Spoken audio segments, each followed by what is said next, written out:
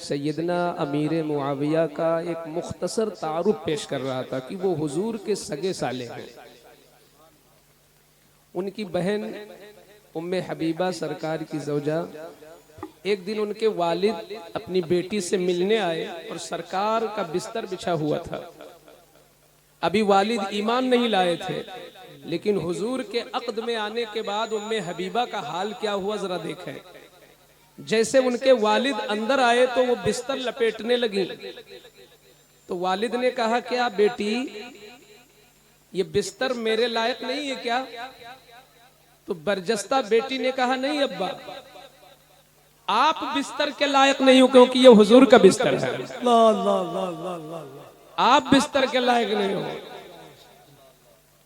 अमीर मुआविया उन 13 लोगों में से एक है जिनको हुजूर ने अपना कातिब बनाया था कुरान लिखने के लिए, खतों को लिखने के लिए। जिन 13 लोगों को इंतखाब में लाए उनमें अमीर मुआविया एक है। अमीर मुआविया वो है जिनके इल्म के लिए, हिकमत के लिए, हिसाबो किताब की महारत के लिए हुजूर ने दुआ की है। अमीर मुआविया हाकिम भी रहे, 20 साल तक हुकूमत किया। आप जानते हो, अब जरा मौला अली से उनकी मोहब्बत कितनी थी वो मैं कटरा जैदपुर वालों को दिखाना चाहता हूं कि मौला अली से अमीर मुआविया की मोहब्बत कितनी शदीद थी। आज का कोई दोस्त अपने दोस्त से क्या मोहब्बत करेगा जो अमीर मुआविया ने अली मुर्तजा से मोहब्बत किया। कोई हाकिम अपनी हुकूमत में किसी और की तारीफ नहीं सुनना चाहता। एक बादशाह जब ताज पहनकर बैठता है, फरीद साहब, जब एक बादशाह ताज पहनकर ऐवाने हुकूमत में बैठता है तो उसके मन की बोली ये होती है कि कसीदा मेरा पढ़ा जाए यहाँ। अगर कोई गुनगुनाए तो मेरे नाम को गुनगुनाए। लेकिन अमीर मुआविया कैसे आशिक़े मौला अली हैं। तखत उनका है, हुकूमत उनकी है, ताज उनके सर पर है, और कसीदा पढ़ने वाले को जब बुलाए तो फरमाते हैं, ऐ कसीदा पढ़ने वालों, तुम में कौन ऐसा शायर है, कौन ऐसा शायर है जो मेरे सामने मौला अली की शान में कसीदा पढ़ दे। तुम में कौन है? और वो भी कहा। उसके बाद इरशाद फरमाते हैं, मन अंशदा फी मदहे अलीइन कमा यलीक़ु बिही आतैतुहु अल्फ़ दीनार। तुम शायरों में से जो शायर मौला अली की शायाने शान कोई शेर पढ़ेगा तो एक ही शेर पर 1000 दीनार अता करूंगा। अल्लाह सुभान अल्लाह। वहां अली मौजूद नहीं है, अली कूफा में है, अली कूफा में है, अमीर मुआविया दमिश्क में है, मगर अपनी हुकूमत में गायबाना तौर पर कितनी शदीद मोहब्बत है। हर हाकिम अपनी तारीफ कराता है, हर पीर अपने जलसे में अपनी तारीफ चाहता है, हर नाजिम अपने मदरसे में अपनी तारीफ चाहता है, हर तहरीक का बानी अपने मुबल्लिगों से अपनी तारीफ चाहता है। अमीर मुआविया को मौला अली से इतनी मोहब्बत है कि हुकूमत मुआविया की है और शेर अली के लिए पढ़ा जा रहा है। नारे तकबीर, नारे रिसालत, मसलके आला हजरत, अज़मते सहाबा कॉन्फ्रेंस, अज़मते सहाबा कॉन्फ्रेंस, अखलाके अमीर मुआविया, तस्करे सहाबा। इसलिए मैं इस तनाजुर में कह सकता हूँ कि अगर कोई अकल वाला होगा तो अली से अगर मोहब्बत करता है तो अमीर मुआविया से जरूर मोहब्बत करेगा, क्योंकि दोस्त वो है जो महबूब के दोस्तों से भी मोहब्बत करे। यही तो मोहब्बत की पहचान बताई गई है कि महबूब से भी प्यार हो, महबूब के महबूबों से भी प्यार हो। ये कौन सा प्यार है एक तरफा? आप जरा देखो अमीर मुआविया की शान। आप इतने बड़े आशिक़े रसूल थे कि जब कब्र में जाने लगे तो 20 साल हुकूमत किया और खेल सब कुछ संभाला, इबादत किया, रियाजत किया, किसी पर नाज नहीं है। कहते जो हुजूर की जो लुंगी है उसी का कफन मुझे दे दो, हो सकता है बख्शिश हो जाए। जो हुजूर के नाखून और हुजूर के जो मुँह मुबारक मेरे पास हैं, आज़ाए वजू की जगह रख दो ताकि मेरी बख्शिश हो जाए। ये मोहब्बत है। और जबकि अमीरे मुआविया की खुद कितनी बड़ी शान है, अगर कान तैयार हो तो बता दूं, सुनने के तैयार है ना? खुद अमीरे मुआविया की अपनी शान कितनी ऊंची है, ये मुझ छोटे मोटे मौलवी से न सुनो। एक इतना बड़ा आलिम जो शागिर्द इमाम आजम अबू हनीफा के हैं, शागिर्द इमाम आजम अबू हनीफा के हैं, अब्दुल्ला इब्ने मुबारक ने से किसी ने पूछा, अब्दुल्ला इब्ने मुबारक से किसी ने पूछा कि ए अब्दुल्ला इब्ने मुबारक जरा ये बताओ कि उमर इब्ने अब्दुल अजीज अफजल है कि अमीरे मुआविया अफजल है? और ये उमर इब्ने अब्दुल अजीज वो हैं जिनकी जियारत के लिए खिज़र अलैहिस्सलाम आते थे, जिनके तकवा का ये आलम था कि अगर निजी काम करना होता 1 मिनट के लिए तो बैतुल माल का चिराग गुल कर देते और अपना चिराग रोशन करते कि कहीं नाहक इस्तेमाल न हो जाए। वो तकवा था उमर इब्ने अब्दुल अजीज का। अब्दुल्ला इब्ने मुबारक जैसे मुहक्किक और फकीह से जब किसी ने पूछा ये बताओ अफजल कौन है, ये बात बड़ी तवज्जो तलब है। आप हजरात भी इसको सुने कि कितनी अहम बात। साइल ने सवाल जो कंपेयर किया है वो बहुत बड़ी हस्ती से किया है कि उमर इब्ने अब्दुल अजीज अफजल है कि अमीर मुआविया अफजल है।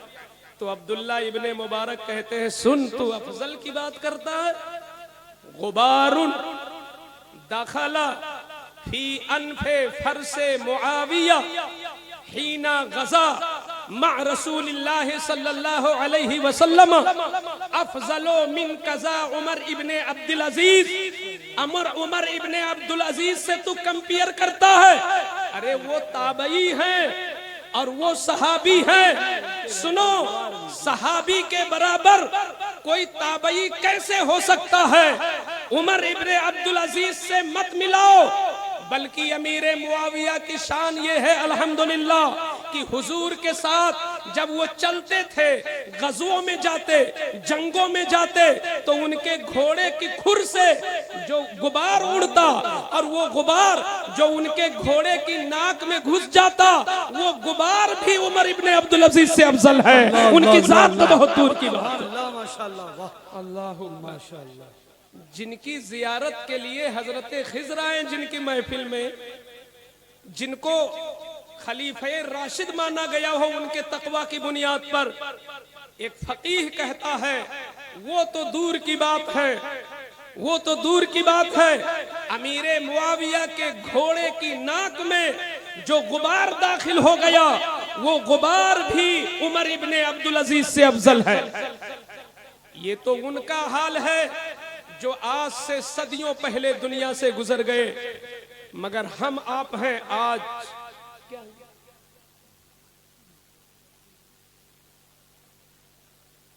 आप जरा देखें, सैयदना मौलाए कायनात के सगे पोते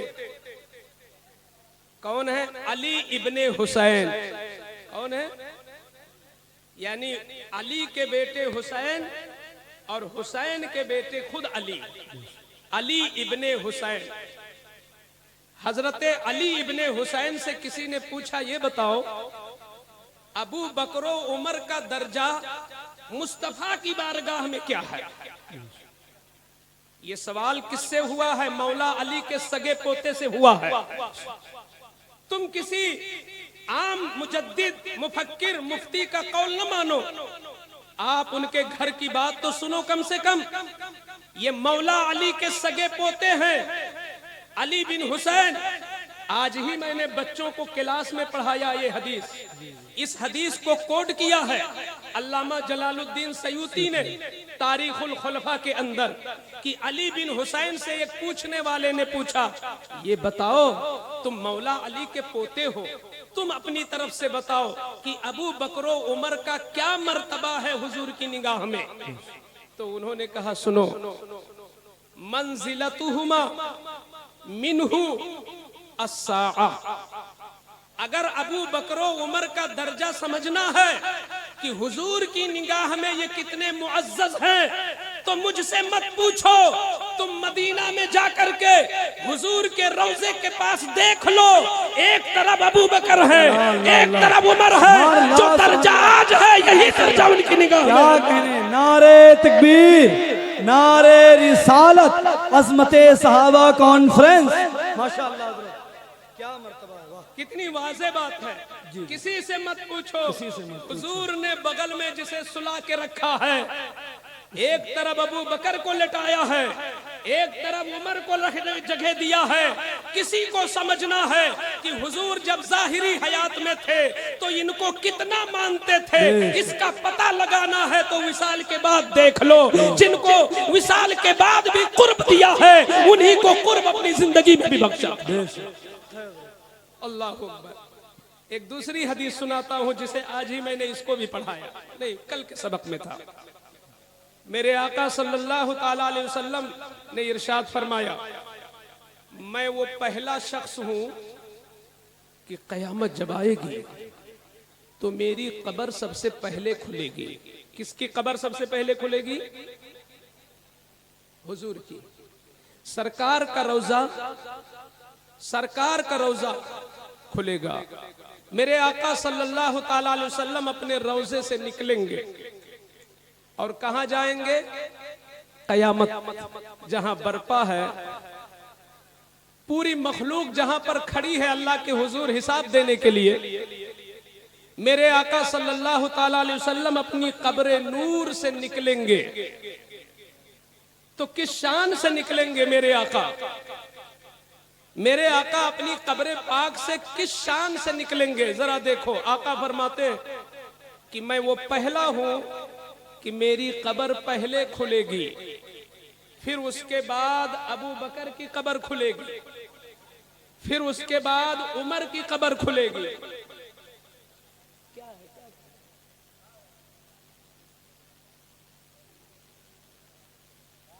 हुजूर फरमाते हैं कि सबसे पहले मेरी कब्र खुलेगी और मेरी कब्र के बाद अबू बकर की कब्र खुलेगी और फिर अबू बकर के बाद उमर की कब्र खुलेगी।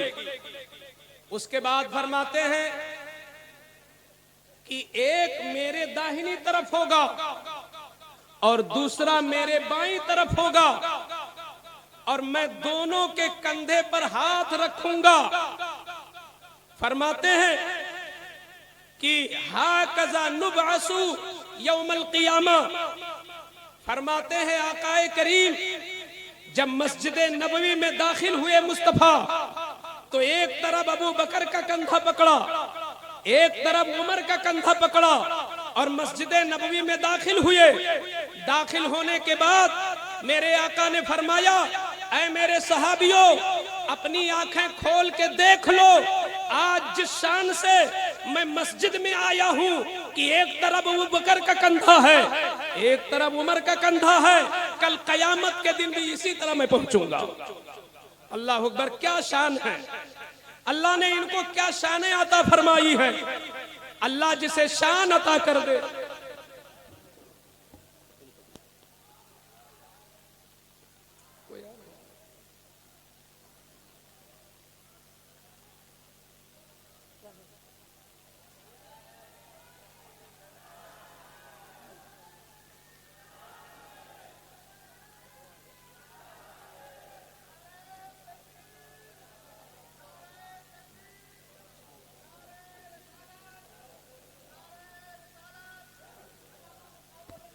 नारे तकबीर, नारे रिसालत, नारे रिसालत। आप देखें शहजादे हुजूर मुफक्किर मिल्लत फाज़िल बगदाद खलीफा तारीख़ शरिया हुजूर शाह अल्लामा मुफ्ती मुख्तारुल हसन साहब क़िबला की आमद हो रही है। मैं आप सब की तरफ से हज़रत का इस्तकबाल कर रहा हूँ। बड़ी खुशी की बात है हज़रत मौलाना तौहीद आलम वारसी साहब क़िबला की भी आमद।